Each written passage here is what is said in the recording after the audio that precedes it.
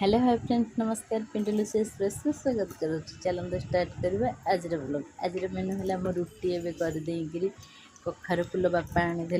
देखते केते fresh full पिठू हम आ सार पीबे लेंबू पानी बोली गरम पानी लेंबू मिसई पीबे बोली एपटे पानी सजाड़ा।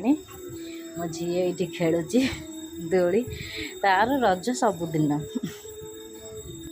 रज को दोली लगी फिटिनी गला से मो झी खेलुची। एबे पिठो पे प्रस्तुत करदेली। एपटे भजा होगला रुटी होता भजा होगला। एबे पिठो करुच्ची कहीं सकाले समस्ते खाइबे। देखो पिठो कहार फेवरेट निश्चय कमेंट करें कहीं मो झीर तो कखार फुल पिठो पसंद तार खास कर पिठोटा ही बनाऊँ। एबे दीपहर रोषे करने आसीगली।